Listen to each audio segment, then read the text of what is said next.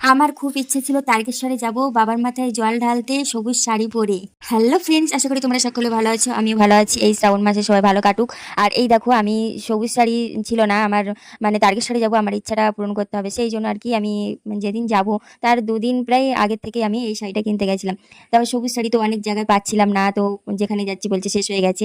তো অনেক ইচ্ছার মানে ছিল যেহেতু, আর আমার এটা খুঁজে খুঁজে অনেক দোকানে খুঁজে খুঁজে তারপরে আমি এই শাড়িটা পেয়েছিলাম। তো যাই হোক, আমি এসে এসে আমি সব কিছু কমপ্লিট করে নিচ্ছিলাম, শাড়ির পিকো ফলস সব কিছু করে নিয়েছিলাম। আর এই দেখো ব্লাউজটাও বানিয়ে নিয়েছিলাম দুদিনের মধ্যেই। তো কেমন হয়েছে ব্লাউজটা তোমরা বলো। আর দেখো আমি মানে খুব ইচ্ছাটা পূরণ, মানে এটাই ইচ্ছাটা এতটাই হয়েছিল যে আমি সব কিছু সবুজ পরে যাবো। তো অনেক দোকান খুঁজে খুঁজে আমি এই শাড়িটা পেয়েছিলাম। তো মাত্র 500 টাকা নিয়েছিল শাড়িটার দাম, তো হয়তো বেশি নিয়েছে, তো জানি না। আর এই ছোট্ট মিনি ব্লগটা তোমাদের কেমন লাগলো তোমাদের সাথে শেয়ার করলাম। আর এই মানে তারকেশ্বরে যাওয়ার ভিডিওটা তোমার নেক্সট ভিডিওতে আসবে। চলো টাটা।